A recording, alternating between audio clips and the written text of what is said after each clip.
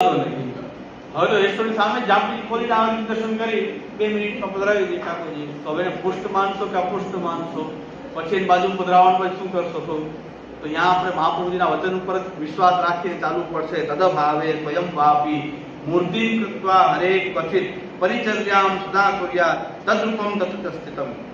એક વૈષ્ણવ અમારા જુનાગઢમાં ક્લાસમાં પણ આવે, એને મને પૂછ્યું કે તમારા સાસુના વખતથી ઠાકોરજીની સેવા થાય છે, અમે સિદ્ધાંત જાણીને સફળી ભોગે ધરીએ છીએ, હવે પુષ્ટ કરાવું. મેં કીધું પુષ્ટ ચારણ સેવા કરો. તો એમાં વાંધો પડી ગયો હતો, એમ ચાલે જ નહીં. આ રીતે બાળક કહી દે કેમ ચાલે? મેં કીધું આટલા વર્ષોથી સેવા કરો છો અને સિદ્ધાંત જાણીને સફળી ભોગ વગેરે સમર્પિત થઈને રહ્યો છો, પુષ્ટ ના કરો તો પુષ્ટ ચારણ સેવા કરો. એમાં નહીં બેન તો ભાવ ત્યજી કરે છે, એને વાંધો નહીં કે આપણે કહી દીધું, મને એમાં વિશ્વાસ છે. બીજું આટલા વર્ષોથી સેવા થાય છે, આનંદ કહેવાય, તમે સેવા હવે પૂછવાની કોઈ જરૂર મને લાગતી નથી, તમે સેવા કરો. પણ અમુક પાછા જ્ઞાની અને વિદ્વાન વિદ્વજ્જનો હોય છે કે આ ચાલે છે, આમ નહીં ચાલે, આ ચાલે છે આમ કહી દે. મેં તો આટલા વર્ષોથી વ્યવસ્થિત સેવા જ કરી રહ્યા છો, તો તમારો ભાવે સ્થાપિત છે પ્રભુમાં, પછી શું વાંધો છે? પણ વિદ્વજ્જનો બિરાજતા જ હોય, ક્લાસમાં હોય છે અમારા ક્લાસમાં, તો એને કીધું કે આમ કેમ કહી દીધું? આ રીતે તો સંપ્રદાયની પ્રણાલિકાનો ધ્વંસ થઈ જશે. આમ મેં કીધું ખાલી એમને જોઈને બધા અહીંયા ધ્વંસ નથી થતો, અને સિદ્ધાંત અનુસાર કોઈ ઠાકોરજીની વ્યવસ્થિત ભાવથી સેવા કરી રહ્યા છે તો પૂછતાવાની જરૂર મને લાગતી નથી. એટલે મેં કહી દીધું આનંદથી કરો. અને હજી સુધી એને તો કઈ ભાવમાં ફેરફાર થયો નથી. ત્યારે પણ વાંધો પડી ગયો હતો કે આમ ના કહી શકાય. પુરુષોત્તમ પ્રતિષ્ઠા પ્રકાર સાંઈજીએ શું કામ લખ્યું? સાંઈજી એટલા માટે લખ્યું કે ઠાકોરજી એટલું બજારમાંથી પધરાવીને નવેસરથી પધરાવે છે, તો આ પ્રકારે એને પુષ્ટ કરવા જોઈએ.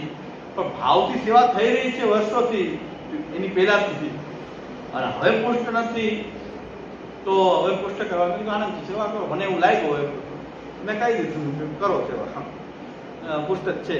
કે આપે એમ કીધું ને પુષ્ટ જ છે, મેં પાટોત્સવ મનાવ્યો.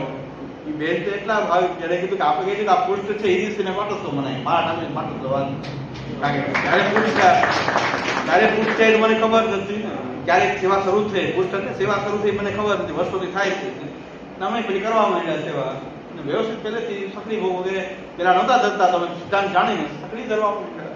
અસમર્પિત વસ્તુ નામ દસમાં સિદ્ધાંત જાણીને એ પણ અમે કરીએ. તો મેં કીધું પુષ્ટ જ છે. એ કે પાટોત્સવ, એને પાટોત્સવ માનવું છે, પુષ્ટ છે ઠાકોર. પણ મિયા બીબી રાજી તો ક્યાં કરે કે કાજી, કાજીને વાંધો છે, ના ઠાકોરજીને વાંધો ને મને વાંધો, કોઈ વાંધો હા કાજી એમ કે ન ચાલે. અને આ બાળક પુષ્ટવા ના પડતા તો સિદ્ધાંત બીજા બધા બાળકો છે ક્યાં પુષ્ટાવી દીધો? પુષ્ટાવા તો જોઈએ. બીજા સિદ્ધાંત નો બાળક એક જ થયો કે ઠેકો છે સિદ્ધાંત, હા એ ના પાડતા હોય તો બીજા સિદ્ધાંત નો બાળક હોય એટલે પુષ્ટાવી શકાય. ભાઈ સાચી વાત, આટલું કહેવા છતાં પણ એનો ભાવ સ્થિર ન હોત તો એને પુષ્ટાવી દે. સેવા કરનારને ભાવની સ્થિરતા જો ન થતી હોય પુષ્ટાય ના, તો પુષ્ટ કરવા જોઈએ.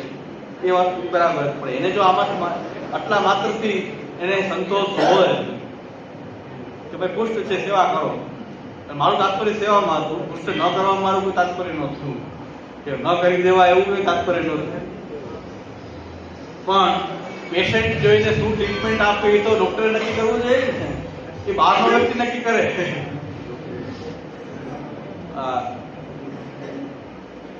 અમારો એક માણસ હતો, એ ડોક્ટર પાસે જઈને ડોક્ટરને કીધું ડોક્ટર સાહેબ ઇન્જેક્શન લગાવો. ડોક્ટરનો મગજ ફેરવ્યો કે તારે ડાયાગ્નોસિસ કરવાનું હતું તો આવ્યો શું કામ આવ્યા? અમારો માણસ હતો, મેં કીધું આ ડોક્ટર પાસે જા, તારે તકલીફ છે. તો ડોક્ટરને સીધું એમ કીધું કે ઇન્જેક્શન જ આપી દો ને. ડોક્ટર કે દવા લખી દો લેજો સવારે ઉપર સાંજ. આણે સામે કીધું કે ઇન્જેક્શન આપી દો ને, કે તને આટલું ડાયાગ્નોસિસ આવડતું હોય કે શું દેવું પડે ઇન્જેક્શન કે ગોળી, તો પછી મારી પાસે શું કામ આવ્યું? ઇન્જેક્શન બાકી લેલું હતું ને. હા એમ કંઈક અમારું સ્વાતંત્ર્ય તો હોવું જોઈએ કે અમારે શું ડાયાગ્નોસિસ શું કરવું, શું દવા દેવી, એ નિર્ણય લીધો લે. બહુ આનંદ છે, હરે લીલા, લીલાનો આનંદ છે. એ વ્યક્તિને એમ થાય કે મારામાં દ્રઢતા નથી આવતી પુષ્ટ કરાય, તો પુષ્ટ કરવા જોઈએ, એ નિશ્ચિત છે. પણ વર્ષોથી સેવા થાય છે એમાં એને સંતોષ છે, તો પછી શા માટે ડિસ્ટર્બ કરવું જોઈએ કોઈને?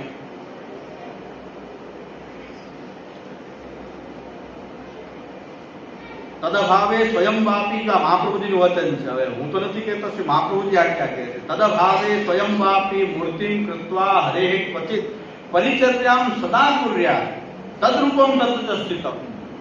ભગવાનના રૂપમાં ભગવાન બિરાજે છે, સદા એની સેવા કરવી જોઈએ. જો કોઈ ગુરુ ન પુષ્ટાવી દે કે આ ગુરુ પ્રાપ્ત ન થતા હોય તો સ્વયં પોતે સેવામાં પ્રવૃત્ત થઈ જવું જોઈએ.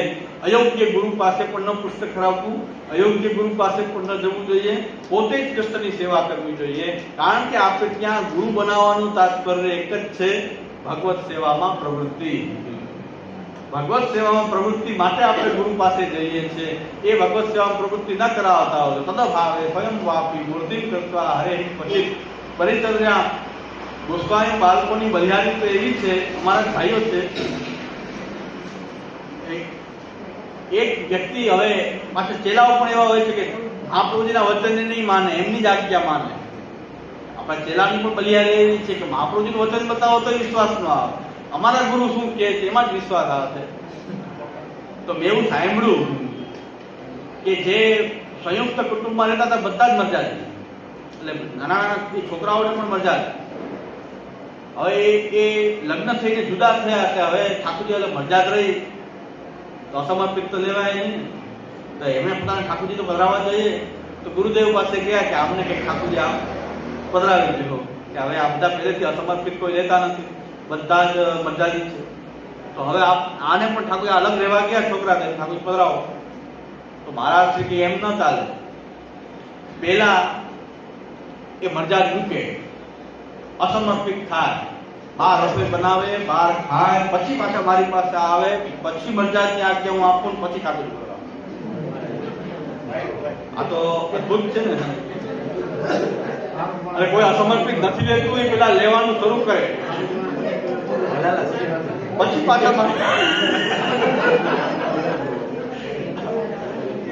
જવાની જરૂર નથી. તમે સ્વયં સેવા કરવા માંડો, તદભાવે સ્વયંવાપી મૂર્તિ કે એ ન ચાલે. ગુરુદેવ આજ્ઞા કરતો હતા.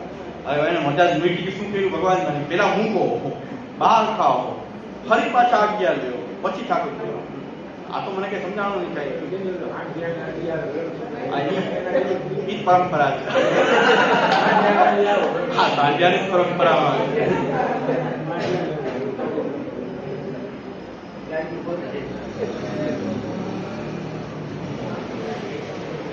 इत्यस्य व्याख्याने वस्तु विचारे सर्वस्यापि भगवद रूपत्वात् विशेषस्तु अयम.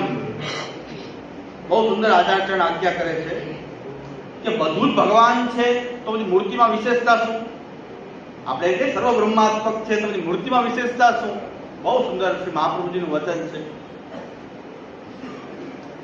કે વસ્તુ વિચારે સર્વસ્યાપી ભગવદ રૂપત્વાદ. વસ્તુનો વિચાર કરો, તત્વનો વિચાર કરો તો બધું બ્રહ્મ જ છે, બધું ભગવાન જ છે, એમાં કોઈ સંશય નથી. પણ વિશેષ કાંઈક એક છે, એક વિશેષ જે છે એ છે એનમ ઉદ્ધરિષ્યામિતિ સદા મદાતે પ્રાદુર્ભૂતા. પણ જે ભગવાન મૂર્તિ આપણે જે સેવામાં પધરાવીએ છીએ, જેની આપણે સેવા કરીએ છીએ, એમાં એક વિશેષતા બીજી છે કે જે સર્વરૂપ બ્રહ્મમાં એ વિશેષતા નથી. આપણા ઠાકોરજીમાં આપણી ઘરે પધારે ત્યારે એમાં એક વિશેષતા એ છે કે બ્રહ્મએ સંકલ્પ કર્યો છે કે આ મૂર્તિ દ્વારા આ જીવને મારે પ્રાપ્ત થવું છે, એનો ઉદ્ધાર કરવો છે. એવો સંકલ્પ એને કર્યો છે, એટલે એ મૂર્તિના રૂપમાં આપણી ઘરે પધાર્યો. આ વિશેષતા છે. સર્વરૂપ બ્રહ્મ હોવા છતાં બધી જગ્યાએ મારા ઉદ્ધારનો સંકલ્પ આ બધી ભગવાનની મૂર્તિઓ નથી કર્યો.